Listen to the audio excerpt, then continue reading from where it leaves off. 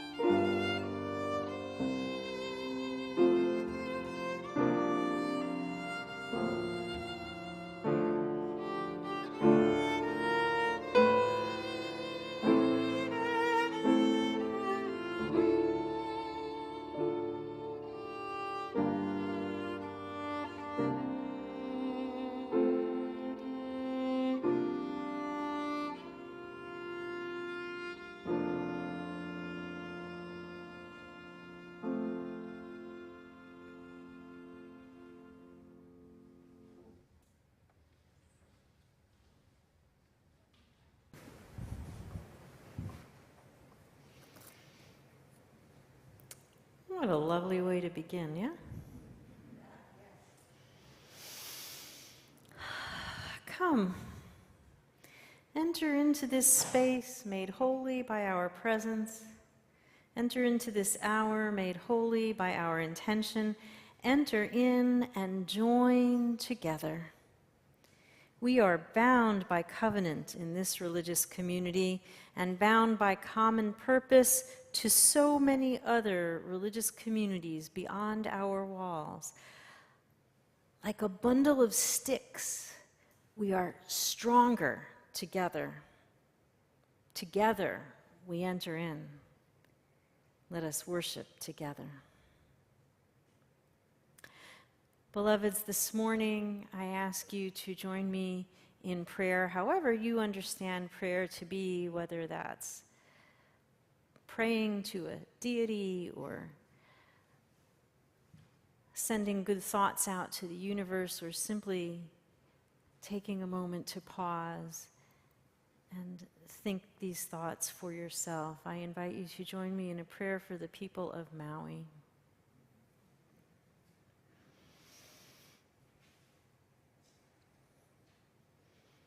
Spirit of life and love, we know that we continue to do harm to the environment, that we continue to cause climate change, and yet people are hurting.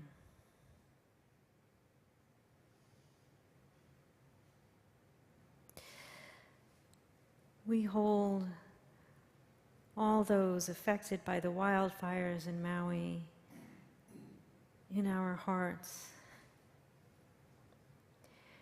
We pray that they will find comfort and relief, that those who are responding and rescuing will find strength and courage to continue on, that those whose loved ones have died and who are missing will find others to mingle their tears with, and will know that they are not forgotten.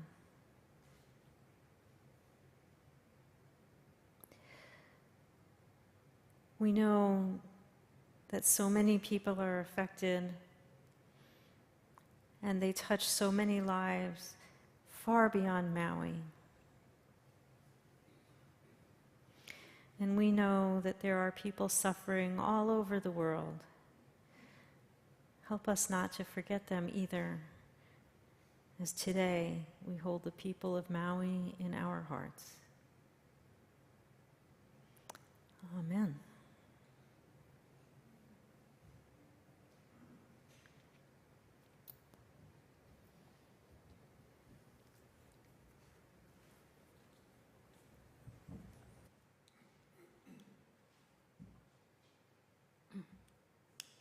I have asked Francis McGuire to light our chalice this morning.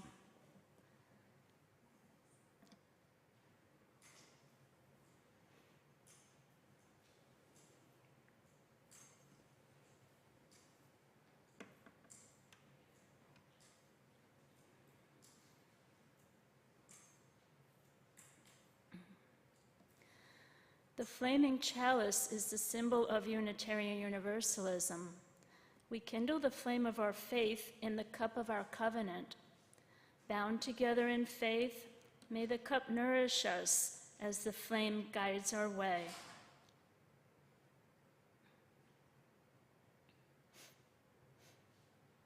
Thank you, Francis. I invite you to rise in body or spirit and join in singing our first hymn, number 113, Where is Our Holy Church?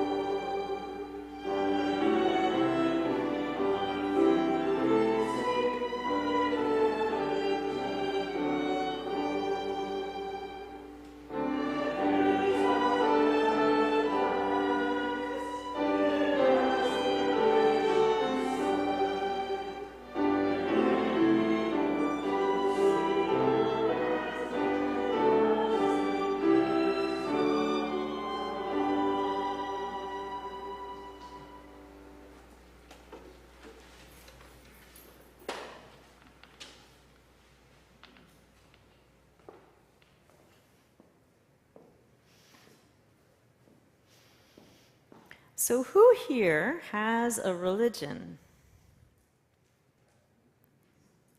Not every hand. Interesting, interesting. Okay. You know Unitarian Universalism is a religion. Who here is a Unitarian Universalist? A lot more. Okay, that's interesting. We're going to have a class at some point.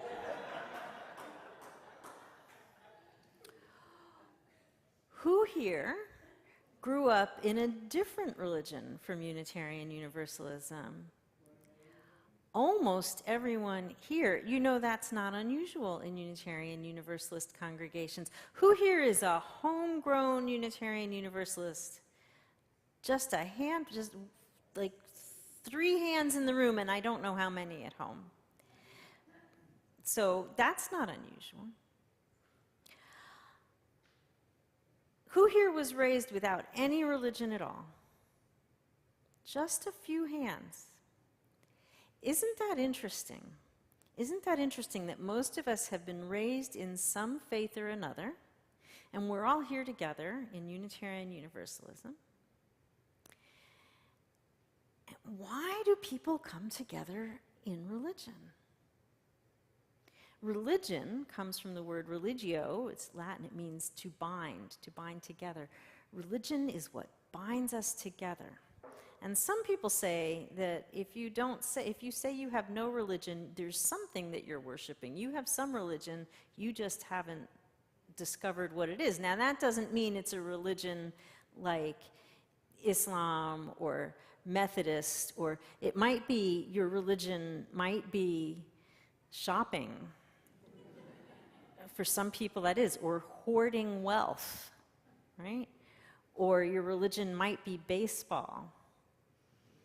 I think baseball is very spiritual, personally. But we're all bound together by something. Isn't that interesting? And today, we'll find out a little more about how people have been bound together on Long Island, and what does that mean for us in the future.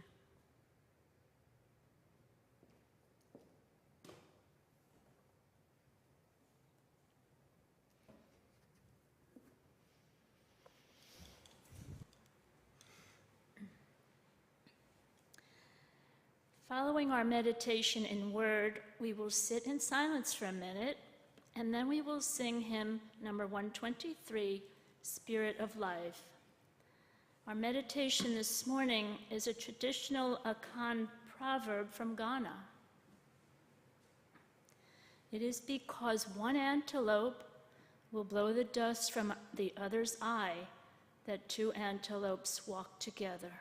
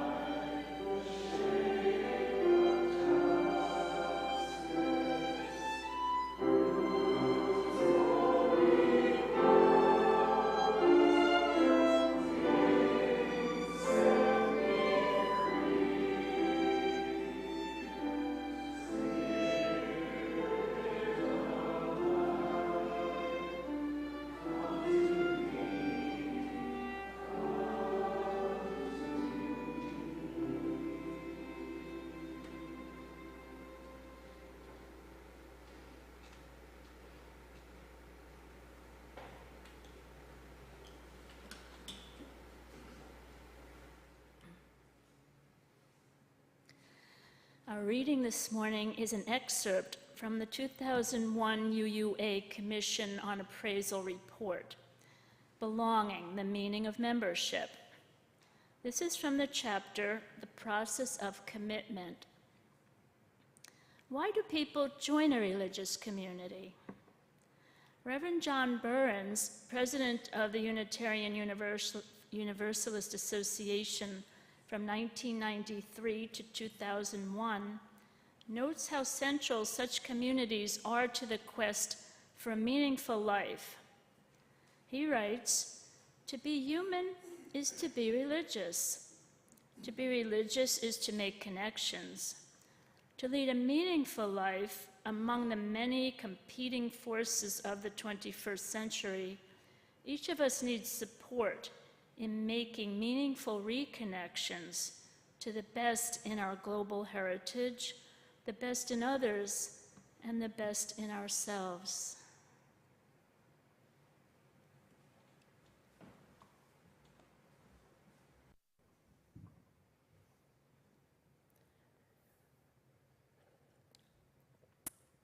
So, there was religious life on Long Island before Europeans landed here and colonized what is now New York. I acknowledge the indigenous people who lived here first and on whose land we now occupy, specifically here in East Setauket, the Setauket people. The religious history that I share with you now begins with the European occupiers. I am not qualified to give you a religious history, an indigenous religious history of Long Island.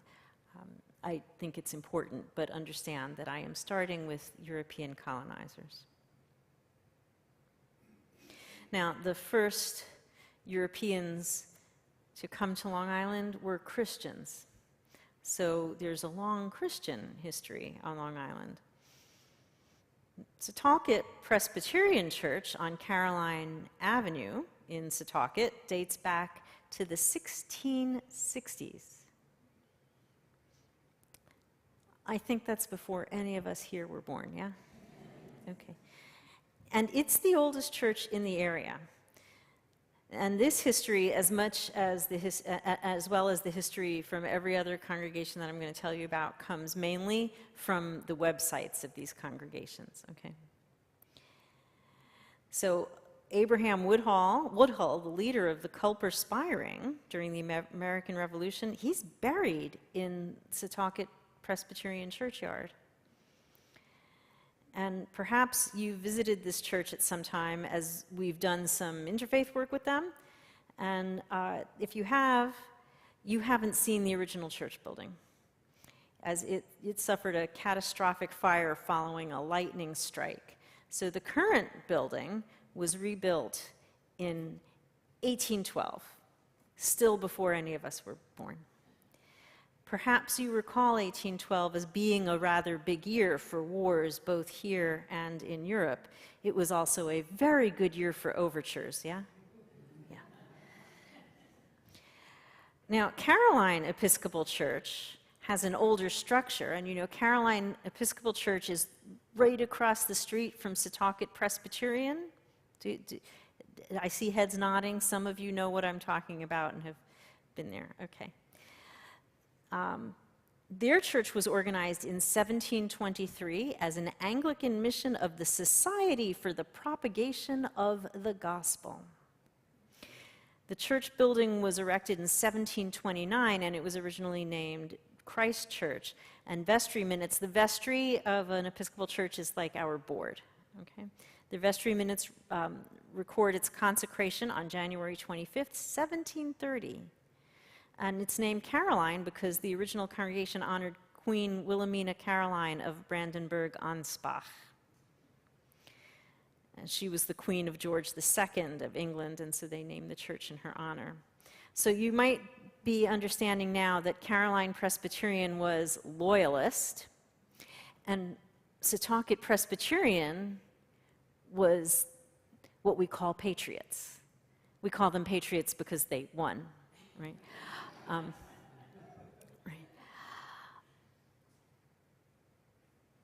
During the American Revolution, Caroline remained loyal to the British Crown, and there was a rebel skirmish fought within range of the church in 1777. Patriot soldiers with mounted cannon attacked the Presbyterian meeting house next door because the British had occupied it. You understand? So they occupied it and fortified it, and the short rebellion lasted only a few hours when the Patriot soldiers returned to their boats and headed back across Long Island Sound to Connecticut. Apparently, the ferries were running even then. Now, during the long occupation, services at Caroline must have been officially sanctioned. But there was some damage, but that wasn't as big. The damage to the building wasn't as important as the damage that they faced with the departure of the British troops, because many of the parishioners who had remained loyal to the crown were forced to emigrate, typically to Canada and Nova Scotia. And this resulted in a sharp decline in the size and resources of the Caroline congregation, who struggled to rebuild their humble church. Does that sound familiar? Like, oh no, numbers are declining and we're having, that's something that's going on all over the place today.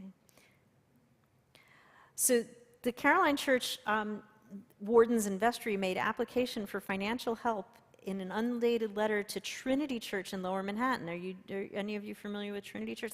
Now Manhattan's my home turf, and on Sundays sometimes my father would take me down to Lower Manhattan, and so that's one of the first churches I recognized. At the close of the late Revolutionary War, their church was, which was before flourishing, was left in a destitute condition. Oh, so this is the letter. At the close of the late Revolutionary War, the church, which was before flourishing, was left in a very destitute condition. The building was very much injured. Some of the most wealthy and respectable of the congregation went from the country, and those who remained were left as sheep without a shepherd. Would a letter like that convince you to give to one of our fellow congregations if you received a letter like that? They're left as sheep without a shepherd. And this request probably saved them. The Trinity Church responded with £160 in 1807 and another £200 in 1811. That was a lot of money back then. Soon thereafter, Charles Seabury, son of Bishop Samuel Seabury, whom you might know from the Broadway musical Hamilton. Anybody see Hamilton? You know Seabury? He was this bishop. So his son brought the first real stability to Caroline, serving as rector there for 30 years, until shortly before his death in 1844. Now, the first synagogue on Long Island was also in Setauket. Setauket is a busy place. It was at 152 Main Street in Setauket. That's now part of the Setauket United Methodist Church, and it's not part of their worship space. The original building is gone, but they have that property, and they're doing good mission work there. So in 1893, the congregation Agudas Achim, meaning Association of Brothers, was incorporated in Setauket, according to their press release. And 3 years later, a plot of land was purchased on the west side of Main Street, and the house of worship was constructed. And the opening of the synagogue, which was the first to be built on Long Island outside of Brooklyn and Queens, was dedicated on September 2nd, 1896. Now, what was going on at that time? Why a sudden influx of Jews on Long Island? Well, that was a time when that's known as a great migration, the great immigration, one of the great immigrations to the United States. And there were a lot of, specifically Ashkenazi Jews. Now, I got to tell you, the Sephardic Jews, the Sephardim, were not always especially thrilled about this influx of the great unwashed Ashkenazi, of which I am a proud member, okay? Yeah, so there had been wealthy Sephardic Jews in the big cities, but now there's this huge influx of Ashkenazi Jews, largely from Eastern Europe and Central Europe.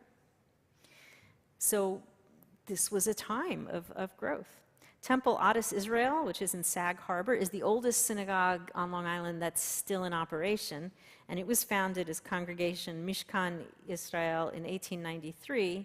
And the temple purchased land in 1896, and the building was completed in 1898.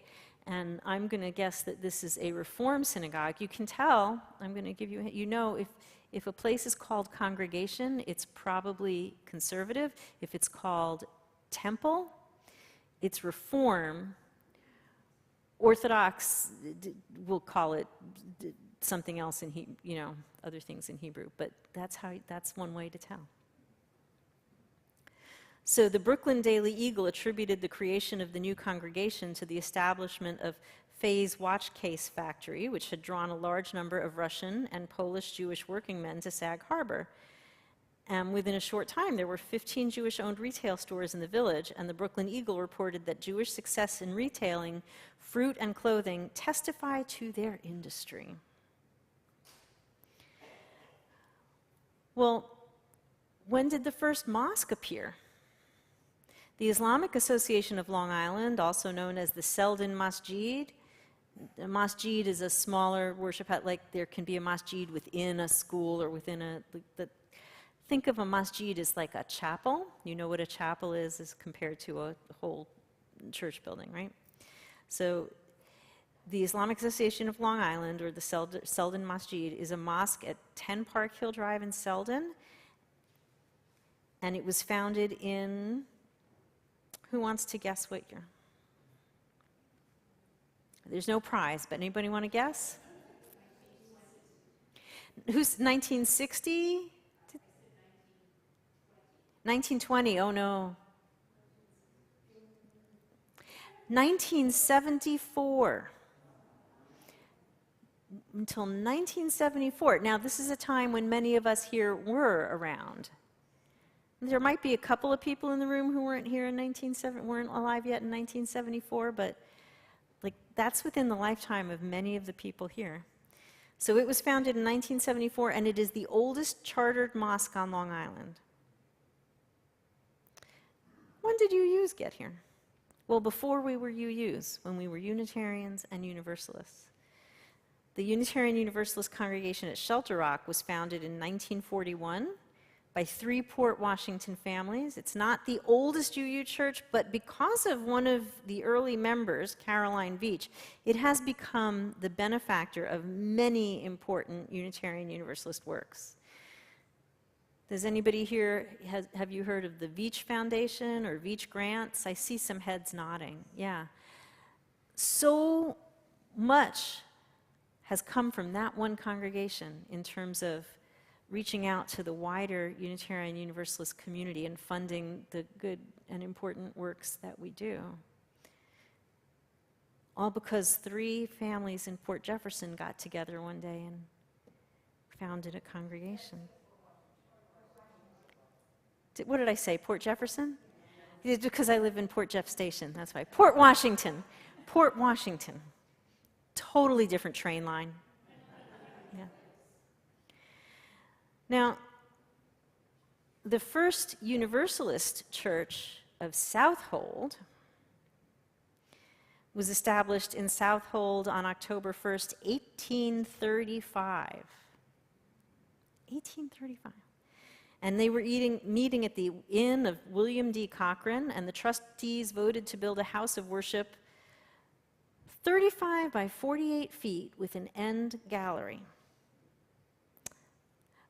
A liberal constitution acknowledging the, quote, universality of God's grace was filed with the town clerk, and provision was made that any Christian denomination might use the building when it was not needed by the Universalists.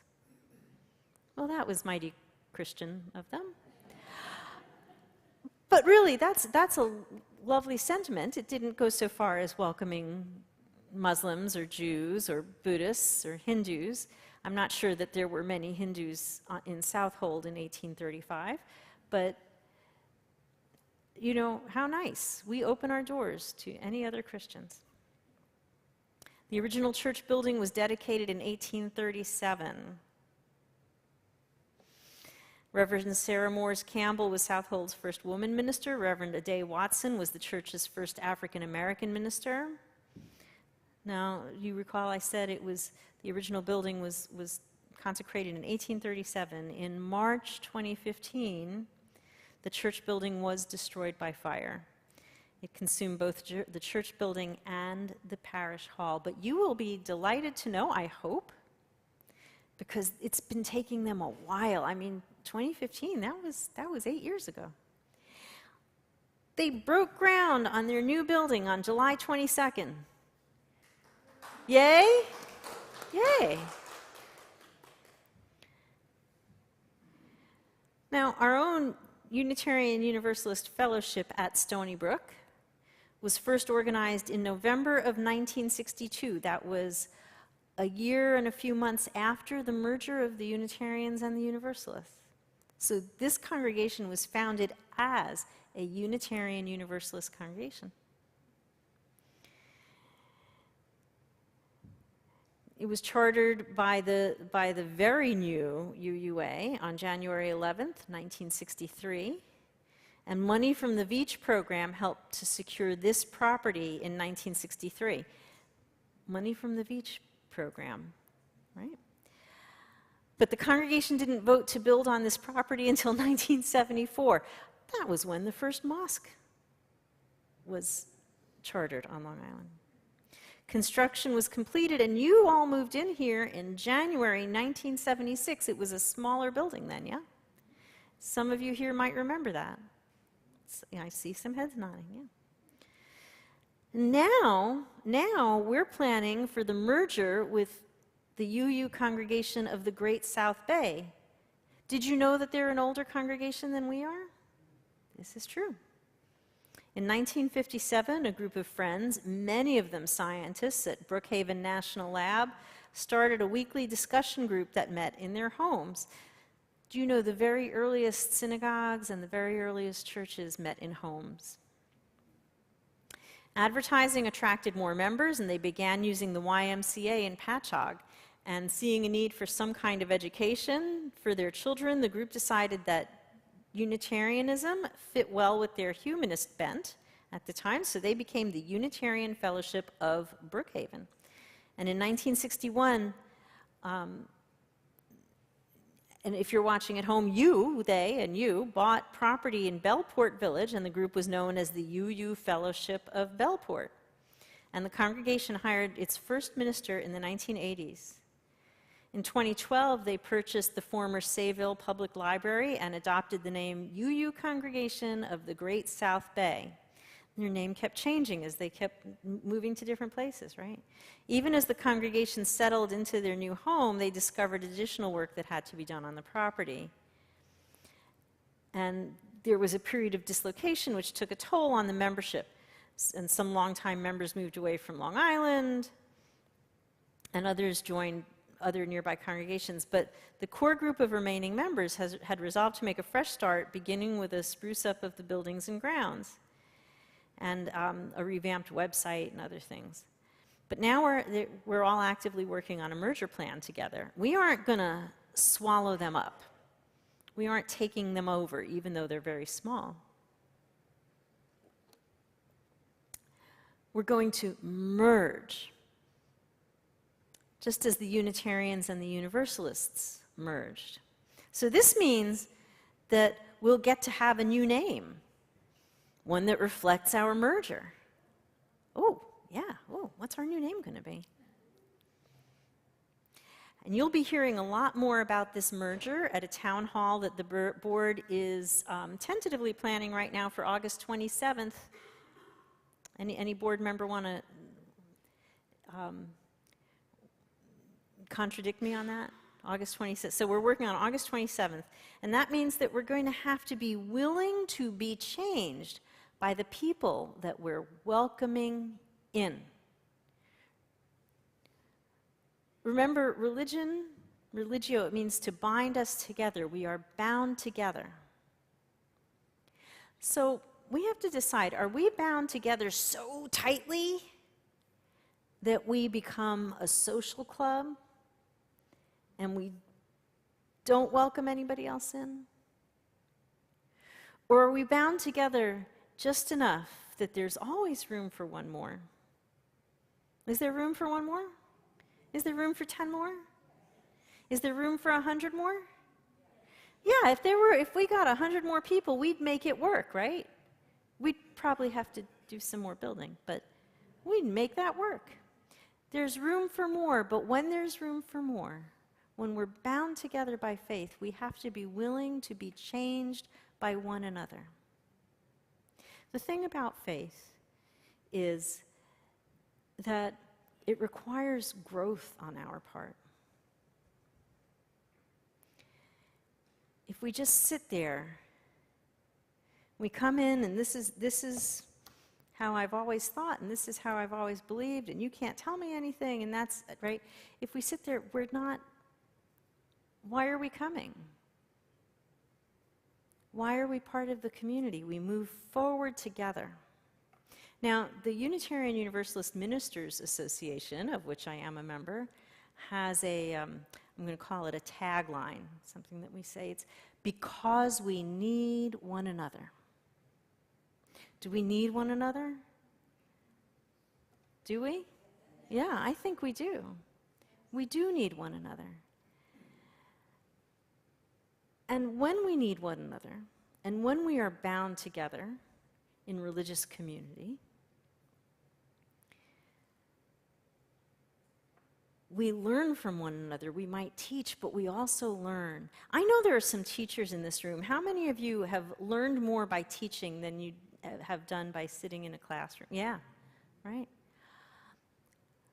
So we exchange with one another, we learn, we grow, we accompany one another on this path.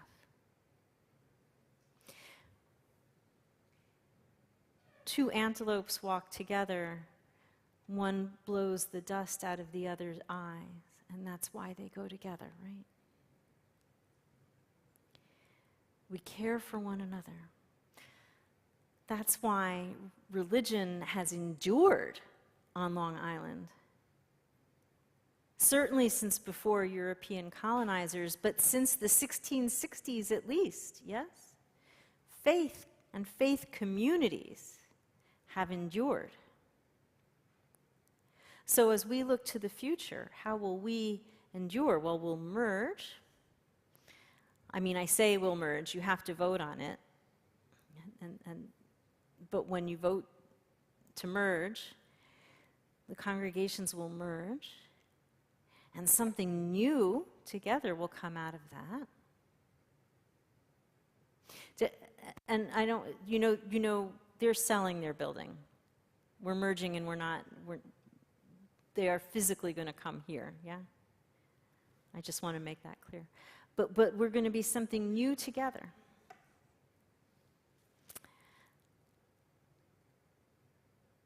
And who knows? We can't predict exactly what the future is going to be 10 years from now, or where our own faith journey will be 10 years from now.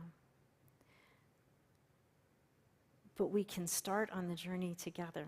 We can continue where we've been, welcome others together, join the path, and move forward together, creating a religious home for all those in this community who have a liberal faith, who are free-thinking, who want to do the work of being in community together.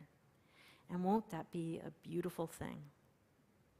Are you ready to create the next chapter of the history of religion on Long Island? Are you? Yeah. All right. Well, I say, let's do it. Beloveds, namaste.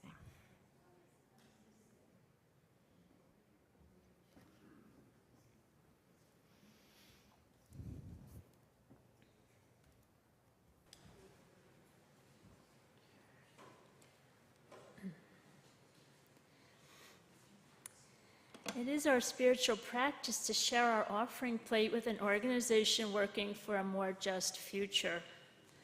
Our Share the Plate organization for the month of August is Building Bridges in Brookhaven. Building Bridges in Brookhaven was formed in 2015 in response to the mass shooting at a Bible study gathering in Charleston, South Carolina. In addition to the immediate response, it continued as a coalition of organizations that could respond to hate crimes in the future. Both individuals and organizations can be members. They have monthly meetings which highlight one of the member organizations or a new group that wants to introduce themselves to a wider audience. Please give with generosity to support our fellowship and this very worthwhile, very local organization. You may make your gifts on the plate or online. For those online, the link to donate is in the chat box, and the offering will now be gratefully received.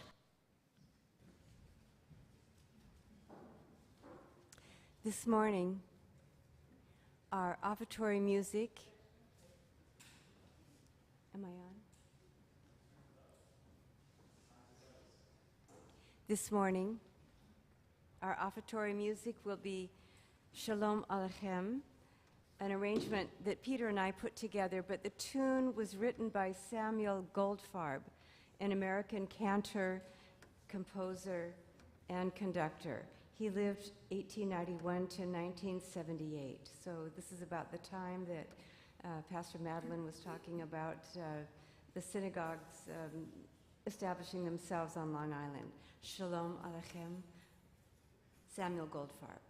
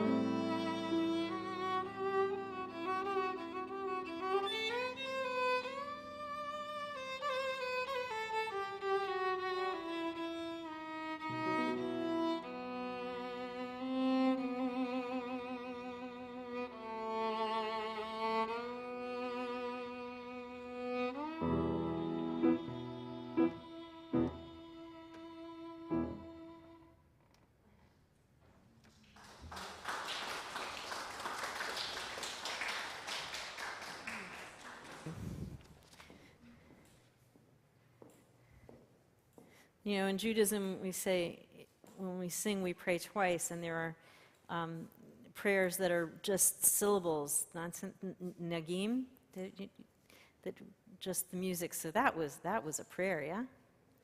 That's a prayer. Would you say with me the dedication of the offering? The words are in your insert, on your insert.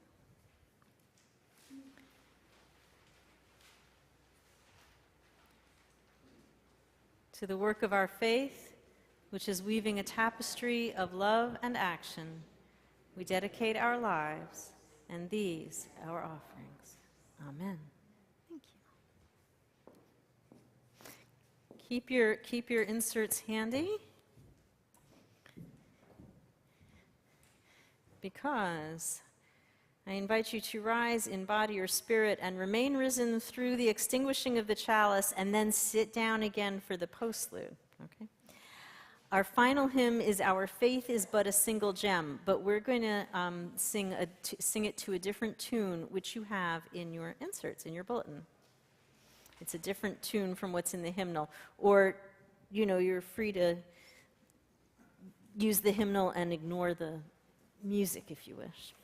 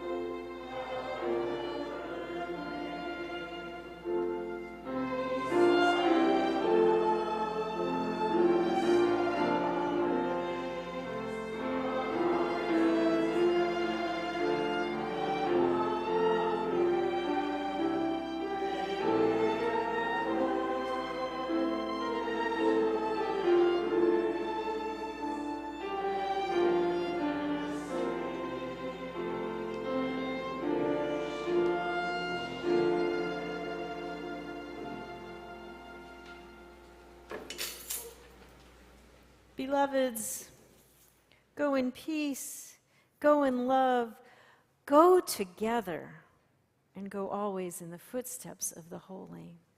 Amen. And now we extinguish our chalice flame, for our worship has ended, and our service begins.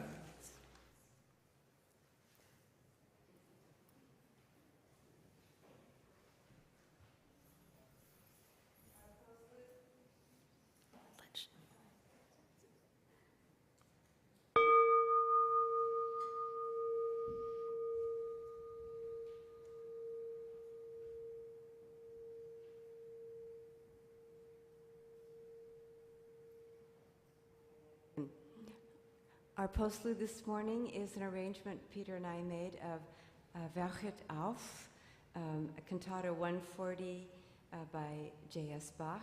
So we are headed into the Lutheran sanctuary for a few minutes this morning.